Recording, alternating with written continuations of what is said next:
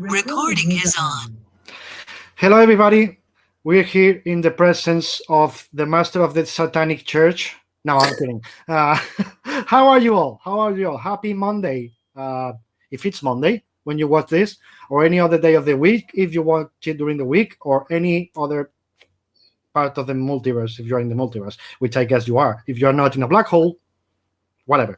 Anyway, by the other side of this window is my dear friend who I miss a lot because we haven't seen each other and shared a fucking pint or anything else in too long. How are you, my friend? How are you, Garth Ennis? I'm good, David. I am well. What about you? It's good to see you. Things are good. I don't know if you've been following, but things here in Spain are actually pretty good, considering how it all started, because of how the really scientific approach they took with it. You know what I mean? Like by phases, bit by bit. For example, Barcelona and Madrid, we are still on phase 2. When other parts of the country are on phase 3, or Galicia, my state, it's going to the new, how is it the name in English?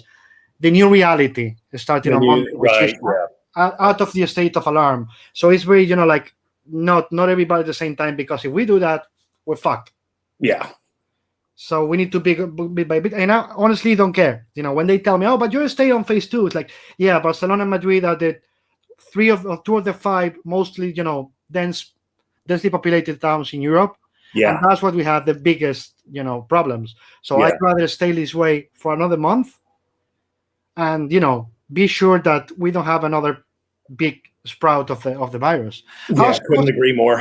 How is it in New York now? In New York now, we're into phase 1 of reopening. And so far it seems to be going okay. They've been very careful about it. Once they got over the initial shock of the thing, they've been very careful about allowing reopening. So everyone is just it's like kind of dipping a toe in the waters and waiting to see what happens. But so far, so good. I think this is what we're coming up on the end of the first week of phase 1. So this is where they'll start to take stock. I mean, I guess that at least from this side of the pond, when you compare what New York is doing, which is actually in a way really similar to what we're doing here, Cuomo and Di Biasio, what they're doing. What is for you to look at the other states around you? You feel like, I'm sorry to interrupt, like I'm in safe haven compared to what you have around, or what do you think? Yeah. This. The thing about the States is, the United States, is that it varies so much from state to state, and so much power resides in the hands of the governors and the mayors of the cities. But yeah, you do find yourself looking at the very careful way they phased the reopenings in New York, and maybe comparing it with a couple of others, and wondering just how well that's going to work out. I suppose this is new territory for everybody, really. Absolutely. Yeah. Absolutely. Do you think, I just thought about this, do you think New York Comic Con has any chance to happen? Anything's possible, but I really doubt it. What I keep seeing again and again is people just saying, rather than hoping for the best or even postponing by a couple of months, they're putting everything back by a full year. Mm-hmm. They're saying, let's just forget it for this year, do it in 2021, and then that way we won't have that sort of anxious countdown as the months tick by, and we realize that maybe it's going to be a bit harder than we thought. This is going to be a long game. So October, I really doubt it. Yeah, I heard that Cuomo had asked Trump for to keep the temporary hospitals open until October, and the Javits is supposed to be one of them. So if that's open until October, and New York Comic Con is, I was talking to Lee Bermejo about this, a couple of weeks ago. If they keep the temporary hospital until October 2nd, to say something, and then you have New York Comic Con October 8th, who would you ask? Hey, go to the basement. That basement where you have the artist alley? Go there and stay there for 4 days. Yeah. Yeah, just as soon as we get the hazmat guys out, and you can yeah. Don't worry about those guys in the suits with the flamethrowers. Perfectly normal. Yeah, Just wait, take the paper out just a bit there because I have to use my flamethrower to the right. yeah. Yeah. Oh, there's Uh, hey, couple of bodies here we might have forgotten. No. hey, what the? Is there anything that you really miss with this crazy apocalypse? I gotta explain. We've been calling this from the beginning. Howard Chaykin stated it as the most boring apocalypse in history. Oh God, yeah. Because you have that, we're expecting, like in the movies, Yeah. clouds, raining blood, Yeah. zombies around the streets, tore bodies, putrid things, something, and there's like, no, if you go out, you fucking die. That's Yeah. all.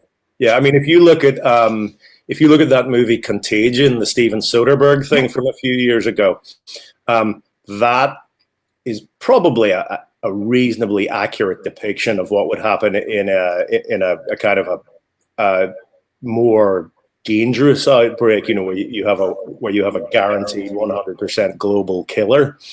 And even then, when that movie gets going, you realize just what a boring low rent dystopia something like a Contagion delivers, because once you're over the initial shock and everyone's just sort of sheltering indoors, not a hell of a lot happens after that, and it's just that anxious wait for a cure. Mm-hmm. So yeah, this has been a pretty bleak experience, but I'll take a bleak, boring experience over a downright catastrophic one. Yeah. But I'm looking forward to getting out again. I'm looking forward to seeing my friends. I'm looking forward to having a beer. I can go and have a beer right now if I want, but I have to buy it at the front of the bar in a plastic pot and then walk down the street with it. I can't stay. Yeah, that's. I can do the same thing here. I can go to. I'm phase 2. I cannot go inside the bar yet. The person of Spain can, but I can go to a terrace and have a beer. Right. But if I wanted to see one of my friends would have to be like two meters away. Like the T-shirt. Exactly. Like 2 meters away, and you have to talk like this, and the experience is like, no, I just want to be with as with you. We with my friends in the pub. Yeah. Having a drink and chatting, which is not what we can have now. Did you miss going to the movies? I find myself over the past few years going to the movies quite a bit less anyway. Partly that's just laziness, because it's so much easier to watch things at home. Partly it's being a bit sort of annoyed with modern movie-going crowds. But, even then, I can't say that was a big problem, because it's very easy for me to go during the day, a quiet show where there's about 3 people. And I think the real problem was I was just finding less and less stuff I wanted to go and see. Mm-hmm. I can't remember. I can remember. I was about to say I couldn't remember the last time I went and saw something really good, where it was a really rewarding experience. But I can. It was last summer when I went to see Once Upon a Time in Hollywood, which I loved. On the other hand, I went to see that. I think the last movie I saw in theaters was that new Star Wars one. This Rise of Skywalker. That's it. And that was, I'm not even sure if I could get up the energy to call that a bad movie. That just felt like people ticking a series of boxes, But had to go and see it. When I was a kid, I was promised 9, and I've had my 9, and that's it. Yeah, I remember watching it, and people kept asking me, "You think it's good?" And I was like, "I don't know. I cannot judge it that way. That's why I only judge it as J.J. Abrams had to get all the pieces that were broken in the other movie and make them fit with what he planted in the first movie. So it's like I can see only this movie as an engineering work. Whether you like it or not, I can understand that you don't like it, but I'm not a big Star Wars fan, so I don't care. I was just going to watch a movie, and I left saying, okay, as an engineering piece, it worked because he could, put the pieces together. And then Paloma was telling me, then you think it's a bad movie. If you think like that, okay, I can agree, because I couldn't go past, the machinery. I just couldn't. Garth, you muted. You're mute. I think you probably clicked the mute button.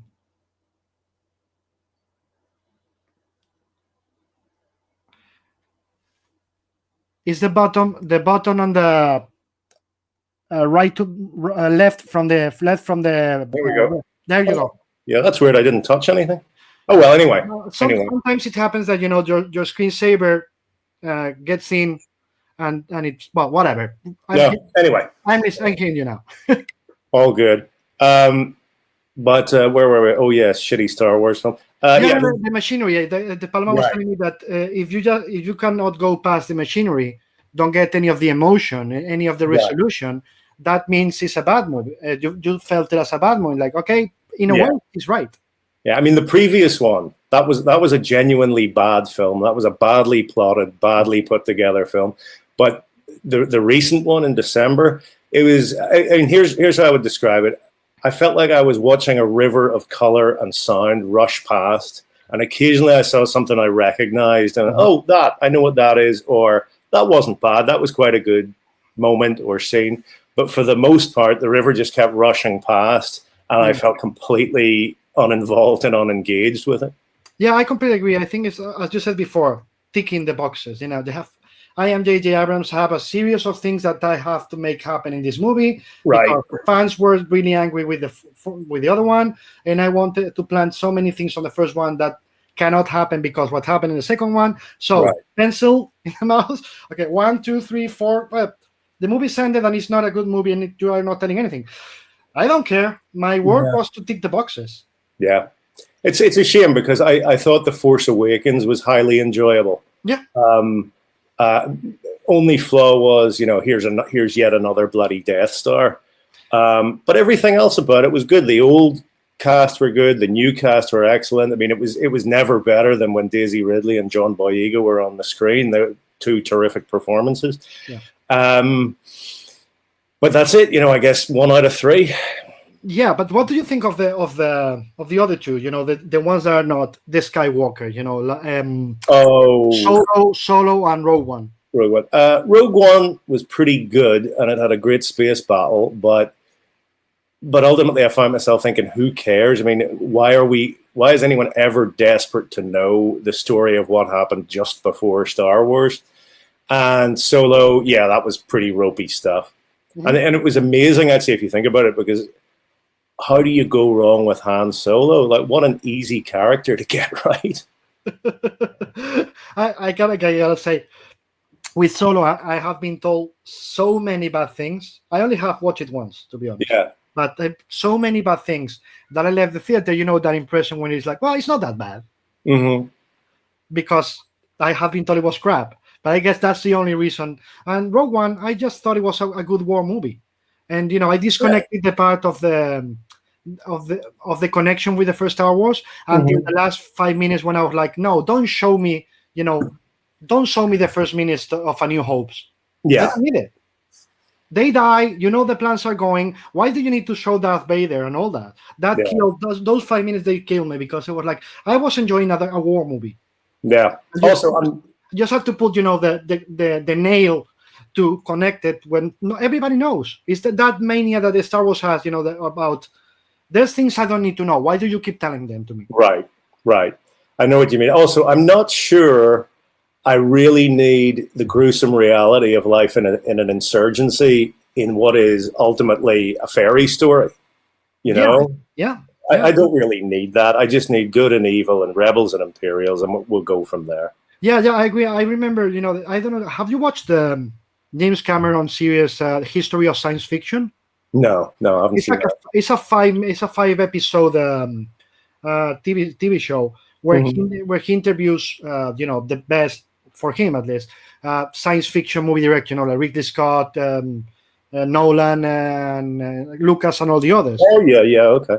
And there's a minute when he's talking to Lucas, and he's like, "Well, in terms of this kind of science fiction that Star Wars is," and Lucas literally does, "Star Wars is not science fiction. Star Wars is a fairy tale." Just like that. So that moment was for me. I always had thought about it that way, but Lucas literally says, "I never did science fiction. I use space as an excuse to tell my fairy tale." Interesting. Yeah. Well, are you watching? I guess you're watching a lot of TV. Any TV shows that you're watching recently that you're like, "Oh my god, I gotta be honest. I've been watching very little except old stuff. I mean, when I think about the new stuff I've seen, I very much enjoyed the Plot Against America. That was very good. Always like David Simon, especially when he's writing with Ed Burns.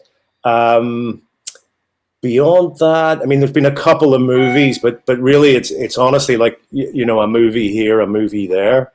There was a good one called Blow the Man Down, which is a little crime story set on the northeast of the U.S. Quite a good horror story called Sea Fever, with slimy creatures on an Irish trawler. And I saw The Color Out of Space with Nicolas Cage, which is hilarious. It's ridiculous. It's him. Wait. Have you watched Mandy? No, I hear that. That's on my list. If you think Color Out of Space is crazy, yeah, that's like this.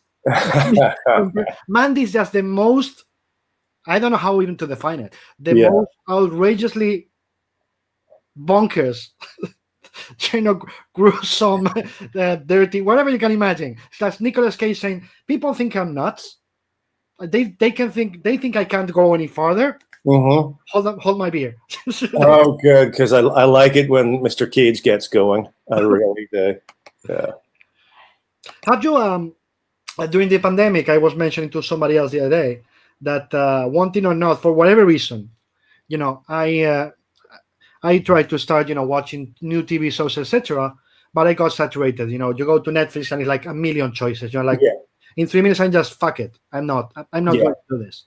So I'd rather go, HBO or Apple TV Plus or something smaller where I can take my time to pick. Yeah. I even went past that. For a reason, I went back to the classics.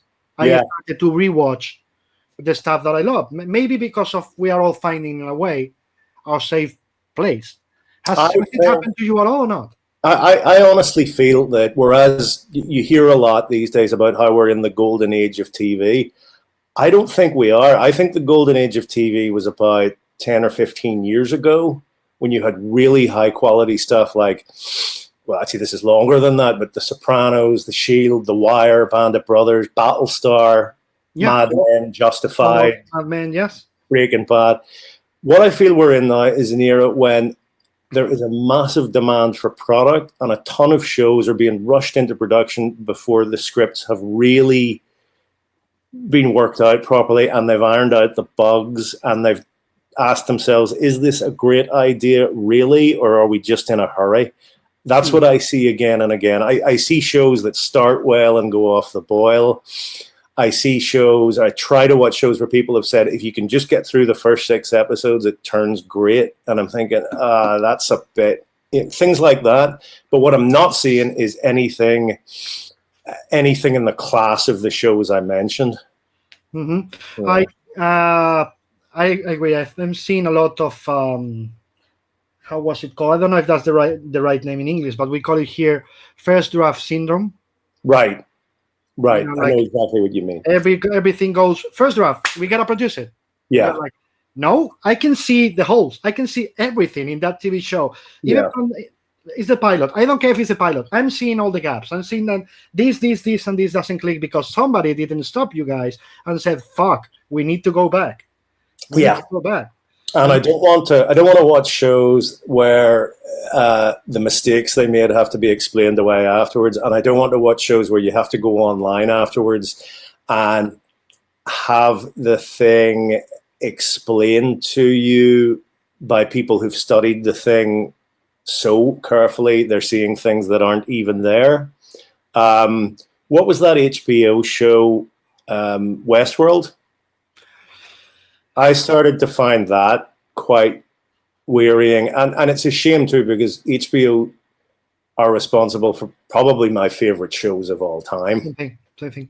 But that one, no, I felt that I felt that they were falling over themselves to show off, but not thinking hard enough in terms of story and so on. On the other hand, HBO did my favorite recent show, Plot Against America, which was just wonderful, which was carefully worked out, was done smartly, and at no point did you think, oh, they rushed this. I mean, that was done. That seemed to have been done at just the right pace. I love the Philip Roth book, so Right.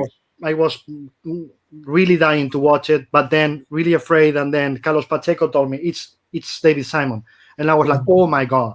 Yeah. So David Simon is doing Philip Roth's book. I just want to see that, and Yeah. it felt like that, like incredible. And I think HBO, in the last 3-4 years, at least every year they have a really really good show. I don't know if you watched the Watchmen one.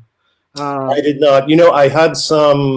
I was affected by some vestigial loyalty to Alan, and I just felt like I couldn't, And the way I see it is, at the end of the day, all I'm missing out on is, well, a good show or not, but whatever it is, that's all I'm missing out on. I don't think it's going to change my life, so I gave it a miss.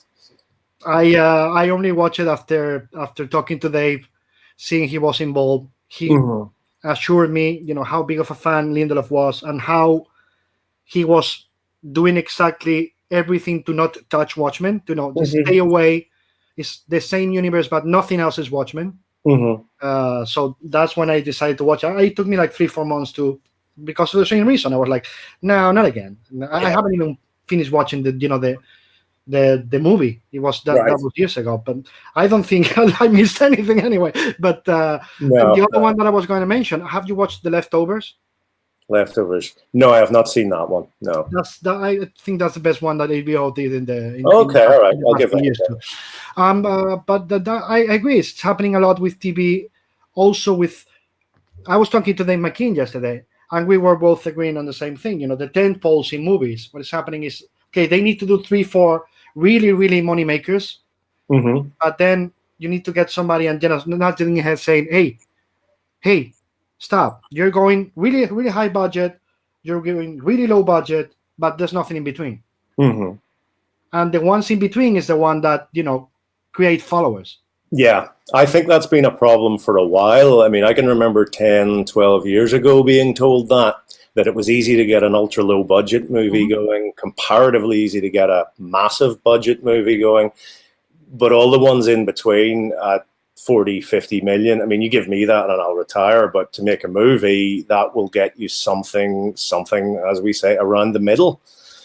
And those are incredibly hard to get moving nowadays, apparently. When you write, this question I was thinking about, when you write, do you have a soundtrack? I mean, what's the way you work? Do you need to focus in complete silence, or you can have music around? I guess, of course, podcasts and anything with words will not help because they're distracting. But how is the method there? I can't really have any input when I'm working. That doesn't mean I need complete silence and all doors and windows sealed or anything like that, but I can't listen to music. I can't have any visuals or anything like that. I mean, I'm easily distracted enough anyway. In a typical afternoon's work, I'll wander around the apartment, every 20, 30 minutes or so, just because I need to sort of work things out in my head before I sit down again and go back to writing. So no music or anything like that. I mean, music obviously feeds into the stories. It plays a big role in Preacher, for instance, but not at the time, not when I'm actually putting the words on the page. So let me rephrase it. And the answer you just gave about Preacher just gave me another question. You have music in your head in certain scenes? Occasionally, in a sense. I mean, if I write a barroom scene, I am thinking music on the jukebox, the clink of glasses, conversation and hum of conversation in the background, chairs squeaking as they're pulled back on the floor, things like that. Yeah, that's kind of automatic. Now, whether or not it's a specific tune, maybe. I mean, I can remember when I was writing Hitman, and there were multiple scenes set in Noonan's bar, and when I was writing those, yes, there would probably be somewhere at the back of my head maybe a Pogues number like White City. White City's a good walking into a bar song. If you've ever seen a movie called State of Grace with Sean Penn and Gary Oldman, which is a terrific film, White City shows up on the soundtrack at one point, and it just seems to it seems to be one of those songs that promises a good night in the pub. That's not what it's about.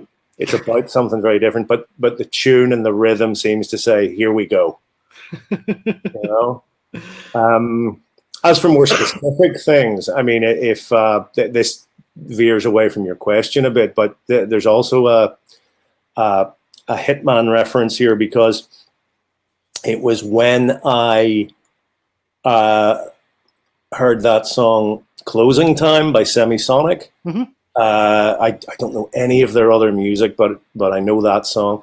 It was when I heard that in about 98 or 99 that I figured out the ending of Hitman.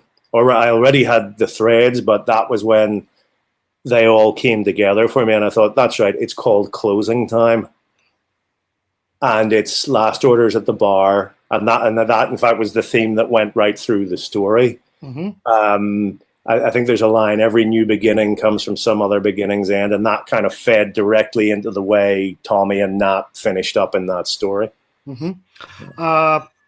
Since we are with music, if do you have any favorite bands or favorite styles of music, or you are like eclectic and it depends on the moment? It really depends on the moment. I mean, I'm the sort of person who will probably still be tapping a foot to something he heard 5 minutes ago, no matter what it was. You know, when you get something stuck in your head. Yes, that I have favorite bands and so on. Most of them not very contemporary.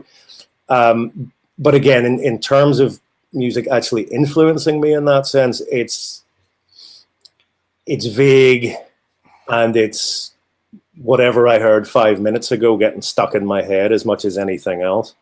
But no, but I wasn't even asking about influence in the work now. Just regularly, what you could be listening at home at any given times. If it depends on the mood, or you have some favorite bands that you go back to.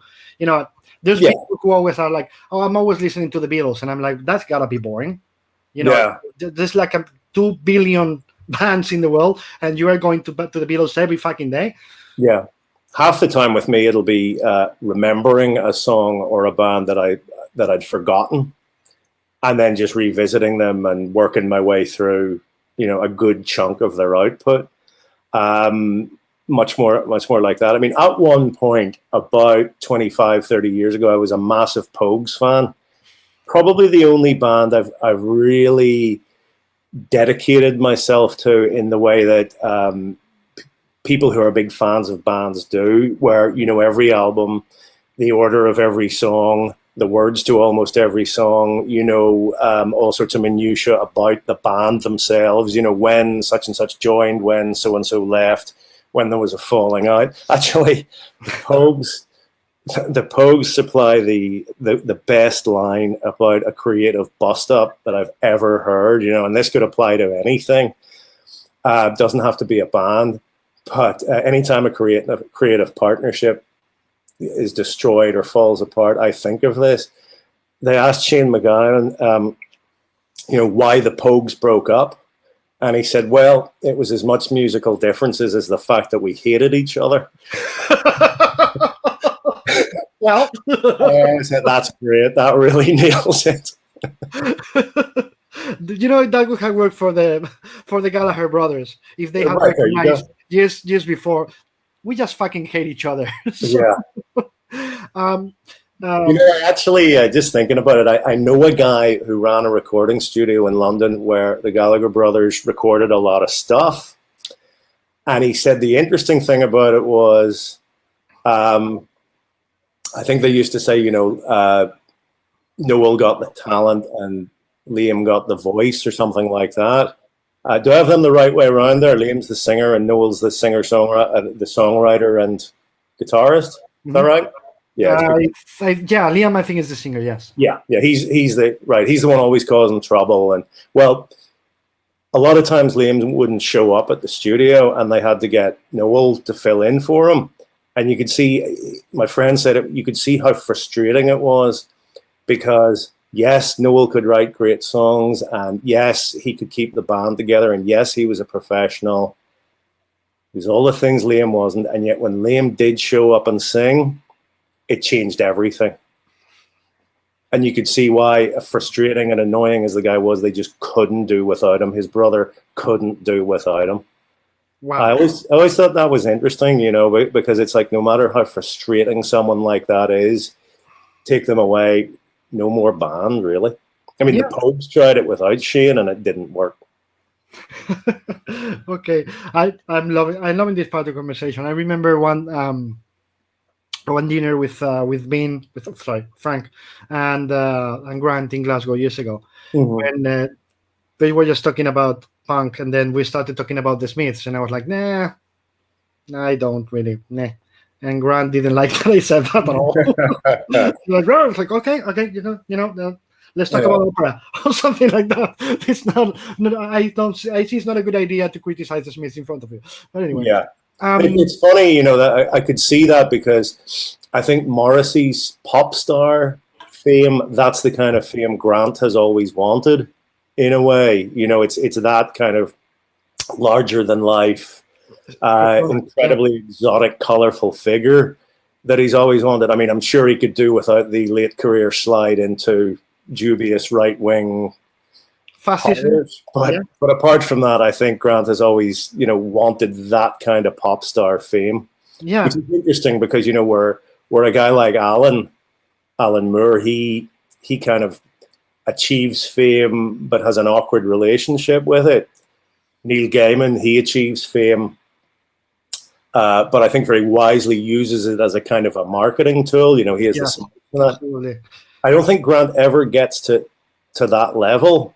It's not that he's unknown. He just hasn't broken through into the mainstream the way those two have. And I think that might be frustrating to him, because, again, it's the pop star thing he's always kind of craved. Yeah, I think that listening to interviews to Neil, 15 years ago, he learned in a way from Alan's awkwardness with fame. Neil learned how to use marketing to shield himself, if you know what I mean. It's like, that's his shield. I have this persona, the fine guy who does these fairy products, but I stay in my side of the world, separated from anything else. Mm-hmm, mm-hmm. Yeah, I think also Neil, I believe, was a journalist when he started Yeah. When he was doing violent cases with McKean, we were reminiscing of that, and he was telling me he was already illustrating, but Neil was a huge fan of Alan in a big way, and he was being journalism. He wanted in comics, and that's why they got together to do violent cases. Right. So I mean, I think from the perspective of being a journalist, from being in the media to begin with, you already have an insight into how it can work for you. Yeah. And where do you fit in that front with your TV shows being massive success, especially the boys? Or you're just like, you know what, this is not my thing, leave me alone. Yeah, it is not my thing at all. I mean, I'd be more on the Alan Moore side of things. Not that I have anything like the notoriety of Alan Moore, but yes, I'd more have that sort of kind of awkward relationship with it, keep it at arm's length. I'm perfectly happy with the way things are. Mm-hmm. Are you doing anything in comics right now, or you're just on an impasse? What am I doing? Well, in terms of what's out at the moment, I just have a new graphic novel just came out called The String Bags. That's from Dead Reckoning. Mm-hmm. That's a war story. And the new Boys miniseries, Dear Becky, just started up. Apart from that, I think most of what I have out at the minute is there's a couple of collections. Hellblazer just came out. I think the new Punisher book will be out in a month or so. There's that's true. The Punisher one that was delayed. Yeah, absolutely. Right. Soviet. There's a new Preacher collection, and there are hardcovers of the Aftershock books, A Walk Through Hell, and Out of the Blue. But I am working on new stuff. I'm working on some new war stories. I've got a few other things planned. I've been able to ease back a bit in the last couple of years anyway and focus on the things I really love. So, this isn't the kind of enforced absence of the last couple of months hasn't been as big a problem for me as it might have been. Mm-hmm. Yeah. That's what I was going to ask. In a way, where do you go from here? Yeah. I mean, what's the goal as a writer? I don't think you are the kind of guy. We could go back to Grant or Mark, Millar or any of the others. Like jump into another media. Mm-hmm. I always thought that you are in comics because you fucking love comics. Yeah. I do love writing comics, and I never want to give up on them. I mean, I see what Mark's doing. I think that what he does is smart, where he creates these properties that Hollywood immediately jumps on. Mm-hmm. And he's kind of cycling his way through different genres and so on. I think that's a smart way of doing it. Equally, though, it's not something that interests me all that much. I certainly welcome Hollywood interest, but I'm not necessarily going to go out of my way to court it. With things like Preacher and The Boys, I'm happy to let it kind of take care of itself. What I like to do, as I say, really is with these TV shows, financially, they let me relax a bit and focus only on the stories I really want to do. And you've seen the results in the last couple of years with things like Out of the Blue and Sarah, which was a particular favorite, and The String Bags, which has just come out. And I think in terms of what I'm going to be writing next, that's where you're going to see most of my efforts directed. Nice. Rewinding to the other side of that question, why comics? Why comics? Decide as a writer, this is where I want to go. Aside of the fan loving that we all have. Yeah. Someone asked me that recently, actually, and I think it's because I came along kind of at a sweet spot in comics.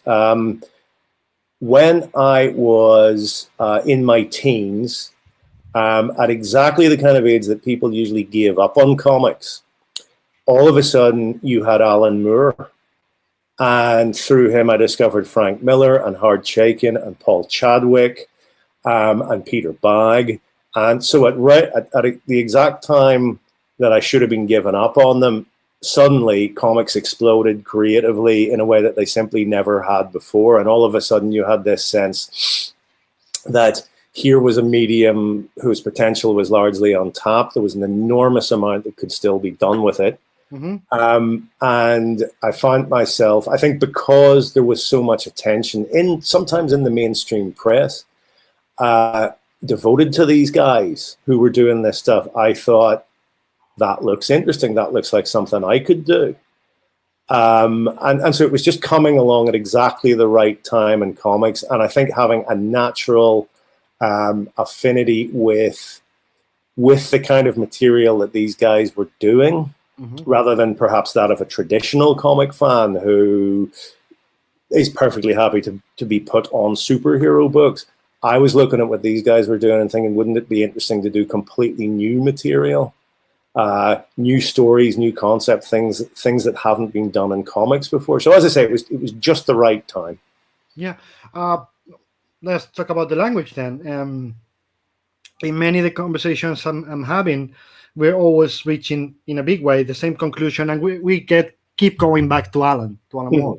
Yeah. Just that Alan and I could easily say, Frank in a way, but in completely different matters, I think you will agree with me. Alan is the completely calculation, intellectual point of view. You want to say it that way, and Frank is just the brute strength. Like all your guts getting to a page, not without technique at all. I don't mean that. Yeah. But, completely different approaches. And then you have Bill Sienkiewicz, which is something crazy just in the middle. Yeah. But, what I keep talking to people, and we keep thinking about is in the last few years, and I'm not including you, I'm not including Grant, I'm not including, any of you guys, because I think you've did it and you're still doing it. Most writers, they're not writing for comics. Let me explain what I mean. They just write page 1 to page 20. But when I get to page 20, I can say this could easily have been a script of any other media. There's nothing here that takes advantage of the medium, you can manipulate time in a very specific way that only comics can do. Yeah. time, space, etc., etc. When you're writing, do you think that way? Do you think, or is instinctive that the tools of the media come to your head to use? Because again, you, Grant, Mark, in a way, Alan especially, you're guys who've always played with that. Try to reach that, not control, but that is space that only comics can do. Yes, I think so. I mean, instinct is the key. I do it largely instinctively. I I move the camera, and I have time pass in the way that suits me, in the way that the use of panels and panel transitions unique to comics help me. It's interesting when you consider, I mean, going back to what you were saying about Alan and Frank, I think Alan is, yes, his is the intellectual approach, whereas Frank, back in the 80s anyway, established himself as a terrific writer of noir fiction in comics. Mm-hmm. I'm not sure if I don't think he ever went beyond that. He may well have been able to, but I feel like he locked onto a kind of more visceral approach and stuck with it. Let me see if you agree with me. That's Frank when he draws himself, but Frank with Mazzucchelli, I think he went more to the other side, less visceral, more calculation. In year one or in Born Again, what do you think? Possible. I would say that with year one, Born Again, and in particular with Elektra Assassin, which is very nearly my favorite. I mean, that is a wonderful book. I think those, in Elektra in particular, you saw Frank almost breaking through into Alan's territory, into thinking above and beyond, reaching a bit higher. But as I say, he never really followed up on that. Instead, he took this visceral approach, and you got Sin City, and you got 300, and he seemed to be content to go in that direction.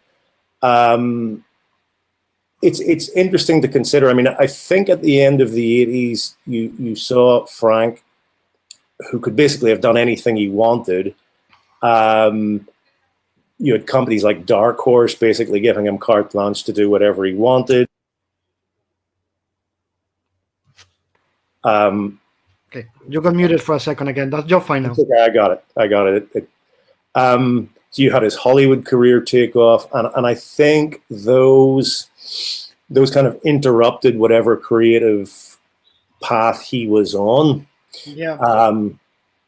And I think Alan, by avoiding that, not that he didn't write screenplays, I mean, there was Fashion Beast and so on, but I think by never allowing that to dominate what he was doing, he was able to maintain the comics he was doing on a more creative path with a much more creative progression. So you get from hell, and ultimately, when you get far enough down the path, you get Neonomicon, you get Providence. Mm-hmm. And so, I mean, I love the America's Best comic stuff. That is terrific. That is wonderful stuff. But I feel that the books that I mentioned, and in fact his novels, particularly Jerusalem. Yeah. I finally, I gotta be honest, it took me more than a year. Yeah. To finish Jerusalem, because I couldn't go straight with it. I have to leave it in my head, read something else, and go back. But it's incredible. I don't know if you've read it or not, but I've read it. And Voice of the Fire. Yes. Voice of the Fire had a big impact on me. Not just because I happened to be reading it while flying on Concorde, but I remember reading that and being blown away by Alan's work in a way that, well, he's done that to me several times over the years. Where you think, just when you think he can go no further, when he can't, when he has no more creative stones to kick over, he does it again. That made a big impression on me. Yeah, that's when every time I hear he's retired, I'm like, yeah, well, I just hope he does whatever, even if it's not comics, whatever he does. Well, he'll be doing something. He'll always be doing something, Yeah, maybe it's just not comics. Okay, it's not comics, but it's Alan Moore, and we're just going to follow him wherever he goes. Talking about I asked, why comics? Did you ever, even as a kid, had the slightest interest in writing superheroes? Well, not really. See, this is one of these quirks of fate. I grew up in a small town outside Belfast, a town called Hollywood, actually with one L, and we didn't really get much in the way of American comics. It was just a quirk of distribution. John McCrae, who lived in Belfast itself, he was able to build up reasonable runs of the American comics, or at least their British reprints that he was interested in. I never really saw those, or if I did, it would be from time to time, and because I was never really able to get uninterrupted access to them, because the distribution was so spotty. For me, it was British comics. And that meant 2000 AD, and it meant Battle, and it meant some of what we call the picture libraries. Are you familiar with those? They're these small format. Yes, those ones. Yeah. We call it, here we call them, it was the same ones, but we call them in Spanish selecciones ilustradas, illustrated selections, but it was the same thing. Right. Yeah. Just there's a series that is published to this day called Commando. Mm-hmm. But these war comics and 2000 AD, these were the comics I saw and stuck with. They were the ones I was able to read stories from start to finish on a weekly basis. And so I never really had a chance as a kid to develop any kind of interest in superhero comics. I was aware of the characters. I was aware of the Superman movies, of the old Batman TV show, the Adam West one, which I remember quite enjoying, actually.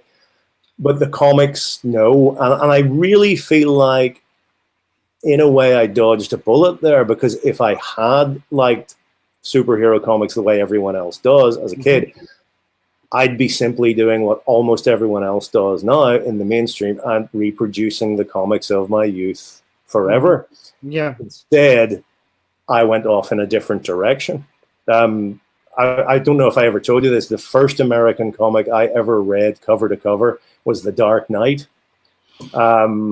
In about 86, I found a copy of the trade paperback in a bookstore, took it home, and was, of course, blown away. But, that was at age 16. Most people first encounter superhero comics at half that age.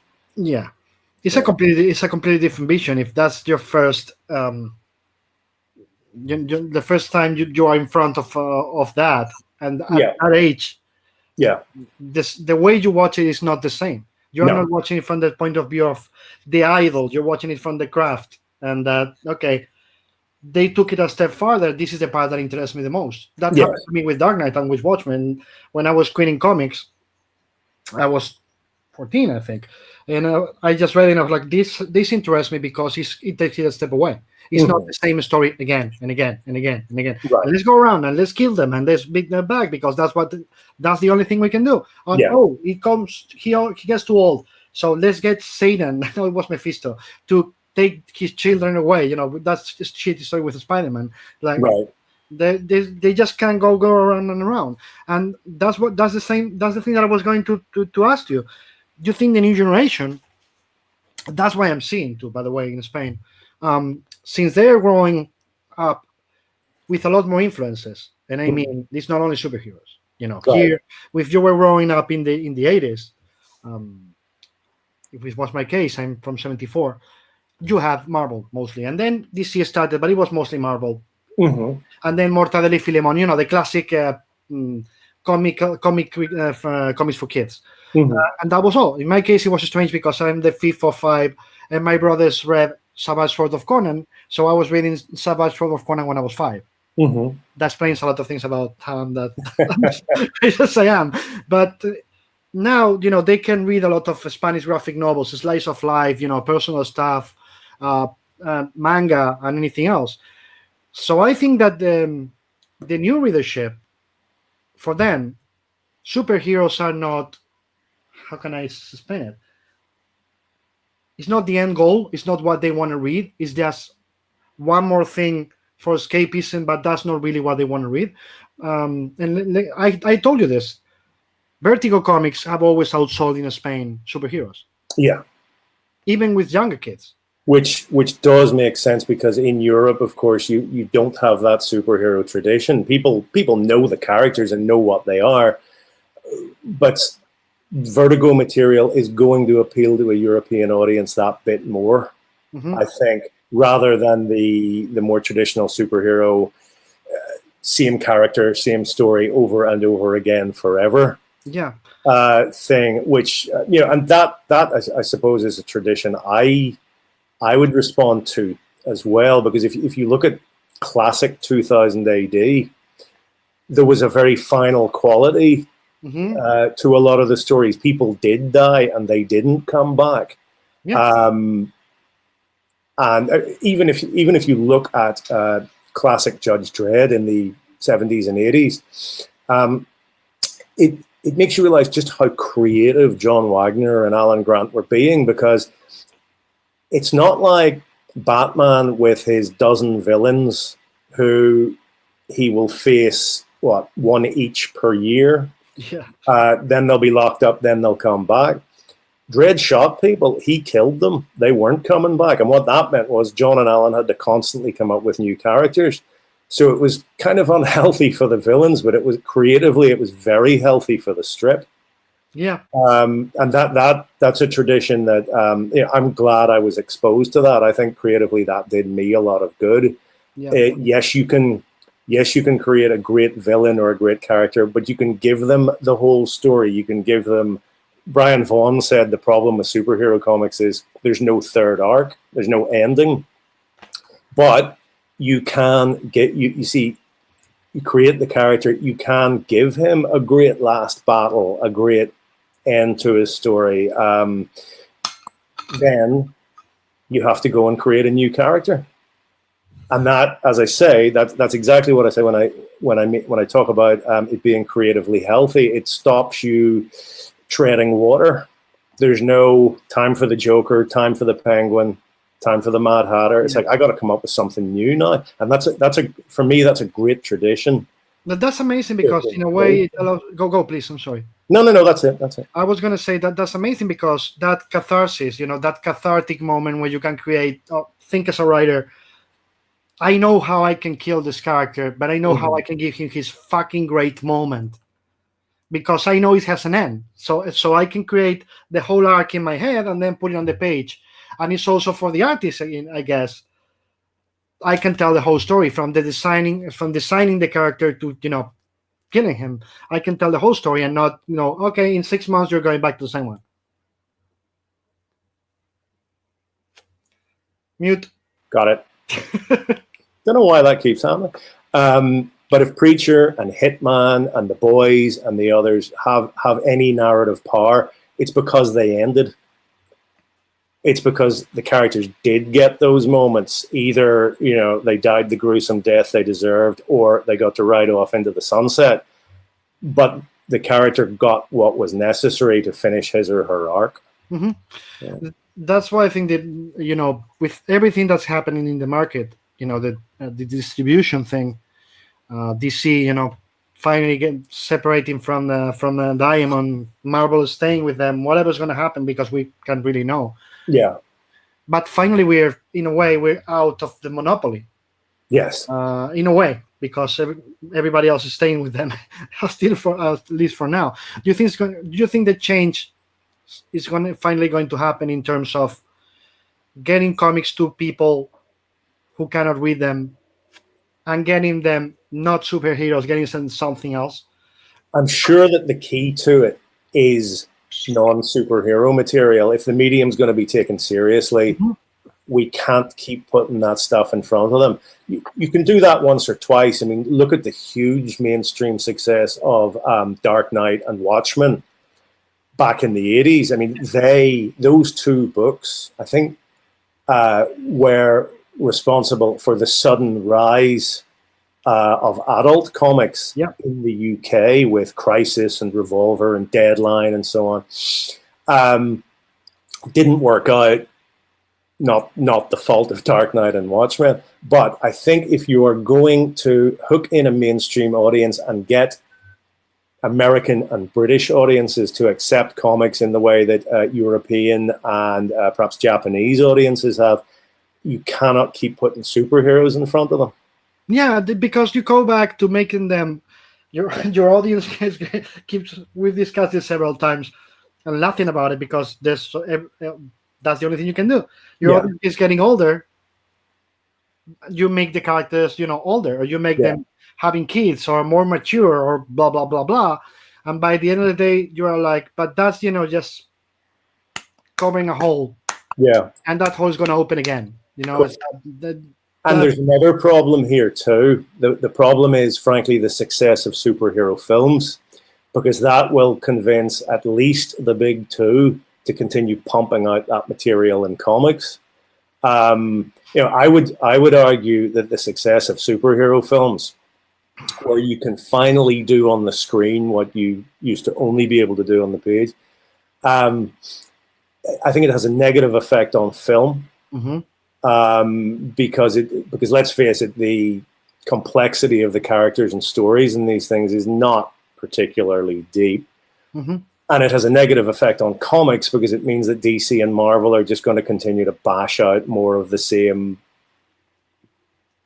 forever. Yeah. It may be, in terms of what you're asking, it may be that we'll have to look to the independents to fulfill that particular possibility for comics. Yeah, I still, argue with those guys over and over again as I have for years. Guys, you don't realize it, but every single big studio, they have the other part of the studio where they can, put all the material that is not franchises. It's Fox, Searchlight, or Warner, whatever it's called. They all have a other part. Yeah. For creators to groom creators, and then if those creators work, they're going to call them and say, "Hey, come over to do a big budget or whatever you're going to call it." That was Epic, and that was Vertigo. Yes, that's right. That's So right. you take Vertigo away, you take Epic away, and I keep telling them, where do you grow those guys? Where do you get the next Alan Moore or the next Garth Ennis or the next? But they can do it doing superheroes. Like, no, not really, because they need to have their creative juices in their own stuff.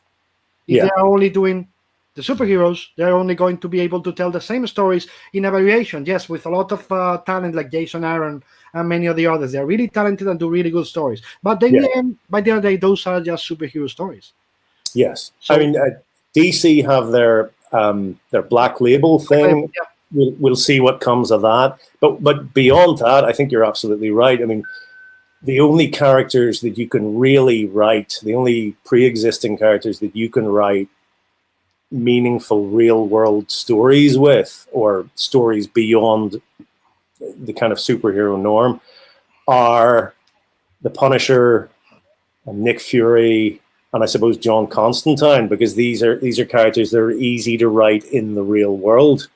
They don't necessarily have secret powers. I mean, Constantine, you can argue one way or the other, but it's a good Hellblazer story is always going to be it's going to have a really strong street level aspect to it. And those three characters aren't really enough to keep up the non-superhero end of things in the mainstream. They're really not. You want more of those. Yeah, do a lot of people could add Wolverine and Batman to that, but I will always say no. Those are Elseworlds. Those are you cannot do continuity with Batman and Wolverine and do real street level stories. I don't think you can, at least. And I think there's something in the mentality too that makes people reach for the familiarity of superheroes, the comfort they find in superheroes. I mean, I thought Jason Aaron did a terrific run on The Punisher. Yeah. But even Jason, even a writer of his skill, couldn't avoid eventually reaching for those superhero characters that he thought should be in there, that he thought should be part of that world. And you had his take on the Kingpin, on Elektra, on Bullseye. Because I suppose because even for a writer of his talent and his ability, they exercise such massive control. They cast such a spell on him, I'm sure, at a very early age. Mm-hmm. Have you ever thought about writing a big, massive science fiction story? Not really. Let me explain. Mm, I always thought of you as a friend first, of course, but as a writer too. If you ever wrote, this is my impression. You can correct me and send me to hell. That's we are among friends here. If you ever wrote science fiction, you would never go the space opera way. You would always go, the hard sci-fi, Arthur C. Clarke, Heinlein kind of science first, bit by bit with detail, right, right. and encompassing, a real world story. Let's go street level. I love The Expanse, for example, the science fiction show, Right, right. because they take a lot of work into make that world believable. Yeah. I'm not completely averse to science fiction. I enjoyed the Star Wars films when I was a kid and, later. Mm-hmm. And I like things like Alien and Terminator and so on. But it's not a genre that keeps me coming back again and again, at least in terms of my own work. I wrote a sci-fi book about 5 years ago called Caliban, Mm-hmm. and it was very much at the end of sci-fi that interests me. Things that go bump on a spaceship, basically, dark corridors and things creeping from the shadows. But having done it, I don't really feel the need to do another science fiction book anytime soon. I feel like that was for me was that box ticked. It's like, yes, I've always had an interest in sci-fi, and now I've done it. And Okay. whereas on the other hand, if you compare that to the way I will keep going back to horror or war or crime, those are the genres that keep me coming back for more, creatively speaking. Yeah, that's what I'm gonna ask. You keep coming back to war westerns, I guess. Occasionally, not as I haven't written as many westerns as perhaps I myself would have expected to. Have written a few. I mean, Preacher counts, I guess. There was one I did for Avatar called Streets of Glory. Pilgrim certainly had some Western trappings to it. Yeah, Pilgrim we can consider dystopian and even in a way science fiction too. So yeah. But beyond that, I really think it's war, crime, horror. Those are the ones I keep coming back to more. I mean, war, obviously, because I talked about the grip that superhero comics have on most other people. Yeah. Because of the war comics I read as a kid, a great many. I think they had the same effect on me that superheroes had on everybody else. Yeah. Go, please. Oh, all I was going to say was, and of course, because war does happen in the real world, war comics led me to an interest in military history, which ultimately lead me back to doing my own war comics. I don't think superhero comics really take you anywhere except doing more superhero comics, if you see what I mean. Yeah, that's funny because there's people, reviewers. That's why I call it the ones in comics, reviewers, that go back and keep saying that, have always said in a way, that you are really influenced by, and you keep coming back to real American genres, as they call them, like you do war, that's purely American, crime, that's purely American, Western, that's purely American. And I was like, no. we have wars stuff in Europe, like always. Westerns, Karl May was German. He never set foot in United States, and those are for me the best Western novels I've ever read. Right.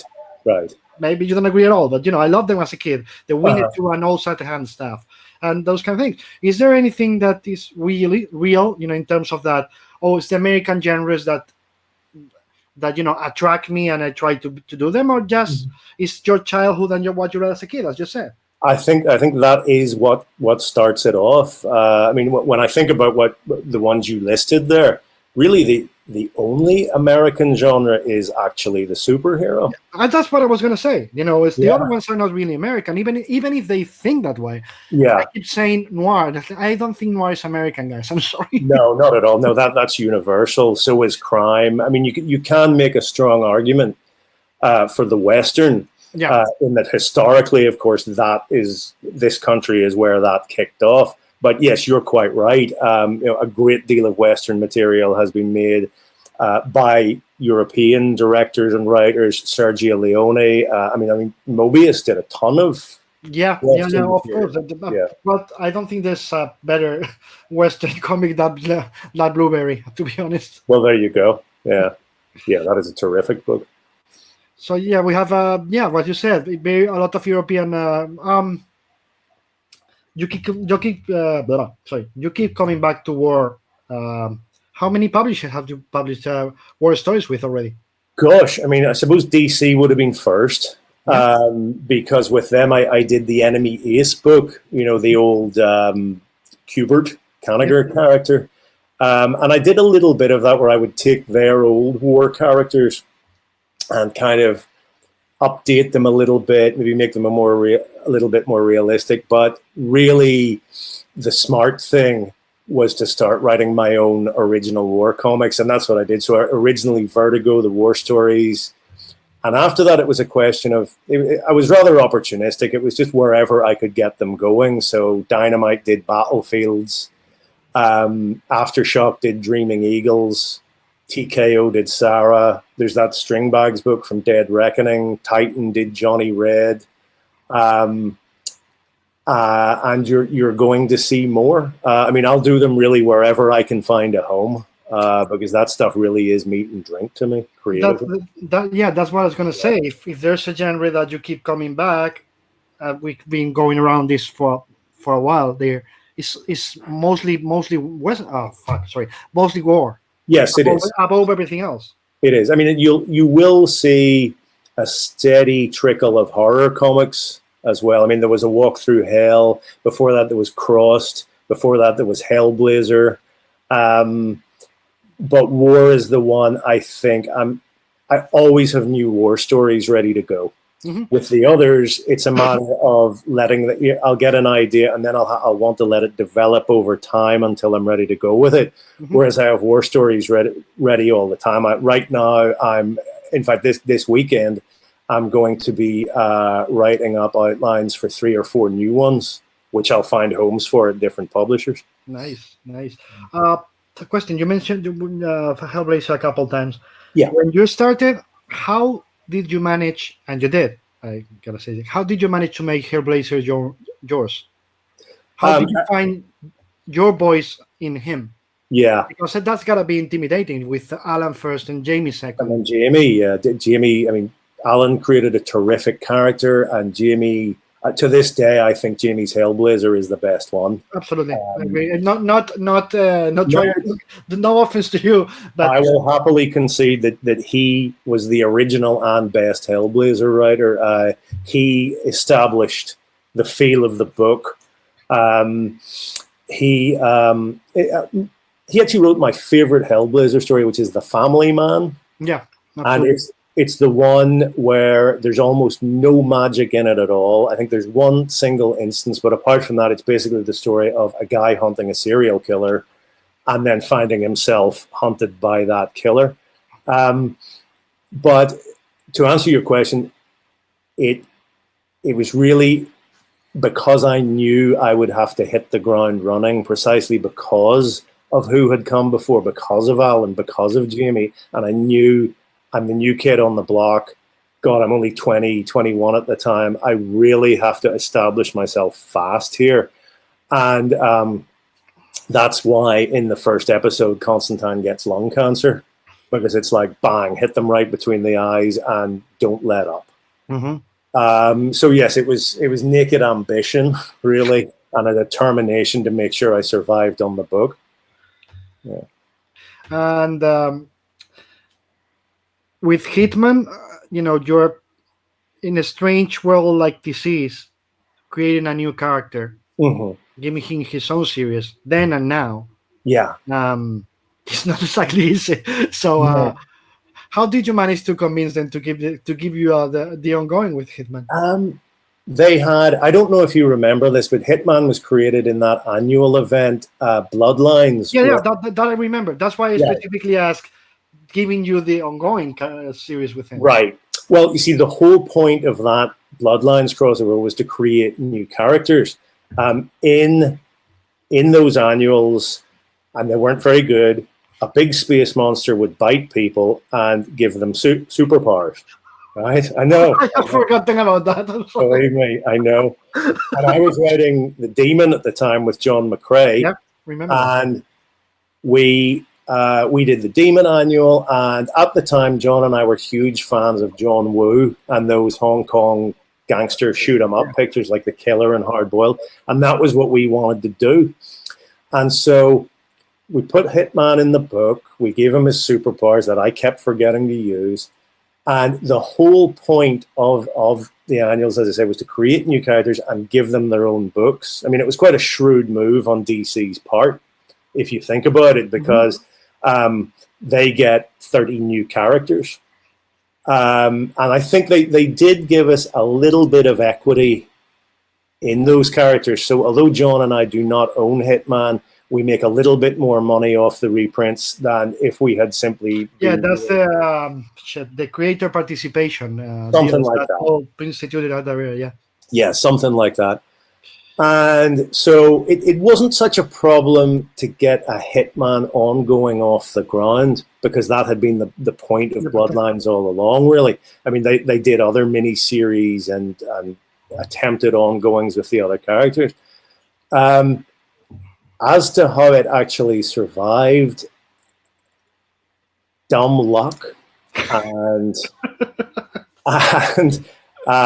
maybe not knowing that it wasn't supposed to survive, maybe not knowing that a book that is really just about a guy hanging out in a bar and occasionally shooting people shouldn't have survived. Maybe that's what did it, naivety. Maybe we got through on dumb luck and pure naivety. Maybe that's what it was. I mean, if you try and capture Hitman in one line, which Hollywood loves, of course, it's about a hitman who goes after super hard characters.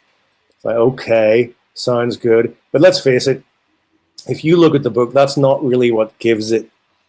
That's not really its attraction. It's the fact that lead character is a sort of likable rogue who'd really rather be having a beer. It's also, and there's something very Judge Dredd about this, it's as much the world and the supporting characters as it is the lead. Yeah. The lead often takes a back seat.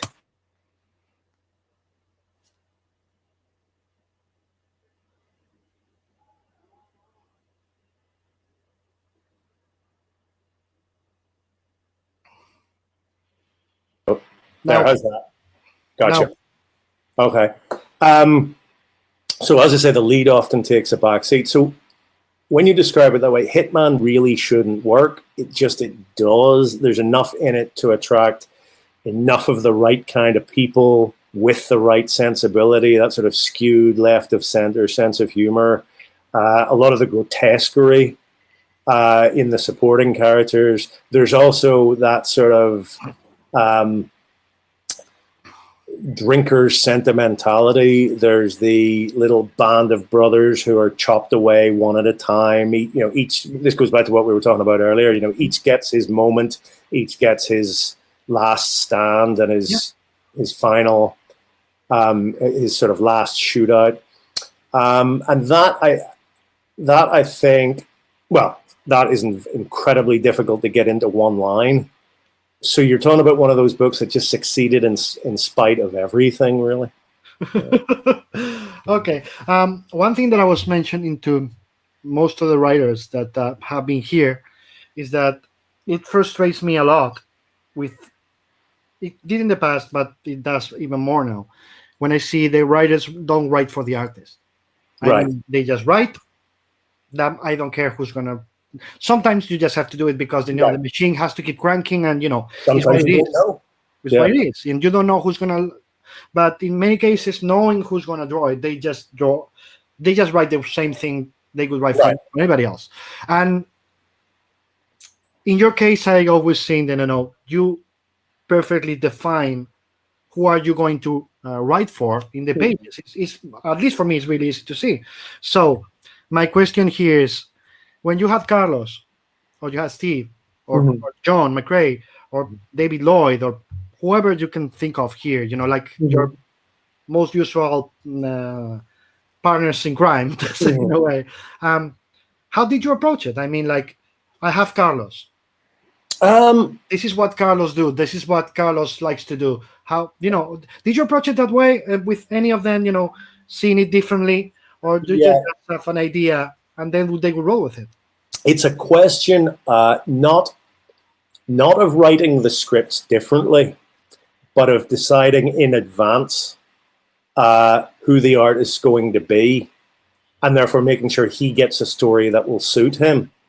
So someone like Carlos, for instance, he's going to respond best to something with a lot of action in it, a fast-moving, fast-paced action story. He's going to respond best to that, and a bit of hardware won't hurt. Yeah. Steve, on the other hand, he does like writing conversation. He likes facial expressions. He likes people. He likes pub scenes and so on, and he likes pacing those.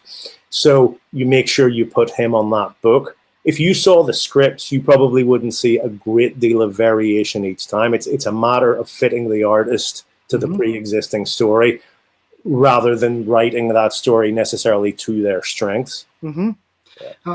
That's it's curious, because when I see the pages, I always thought you were writing for them in that way, but you just nailed it. If you know in advance, Yeah, you know what they like to do. So it's not that, sorry to say this, but it's not that complex, right? Right, exactly. And if you have a story that you've already finished, and I often do this, when I set out to write a story, I'll write the whole 6 issues, 8, 10, whatever, in one go.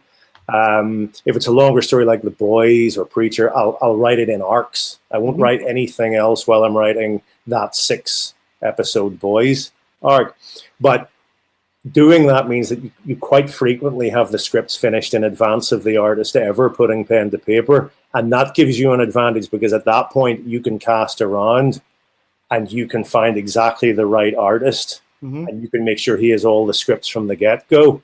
I was able to do that recently. I've got a new story coming up, a time travel story. And I had the whole thing finished, not knowing who was going to draw it. And then, very fortunately, Goran Sudzuka became available, and perfect. And I was able to say to him, I think you're just right for this. Give it a read, see what you think. And boom, we were off to the races. Nice. Can you say the title? Who's going to publish Yes, it? I can. It's called Marjorie Finnegan, Temporal Criminal, which tells you everything you need to know, really. Yeah, explicit. Axel Alonso's new outfit are going to be the publisher.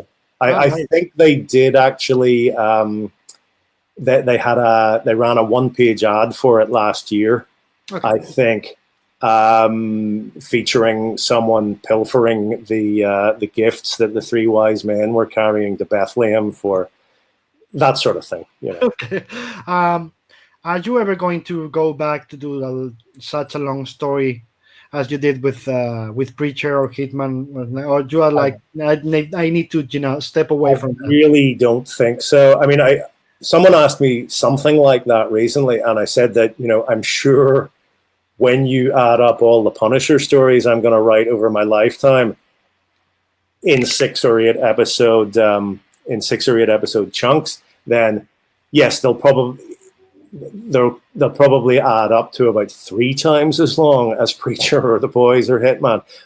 But for the moment, no, I certainly have no plans in that direction. No, not to commit to something that long again.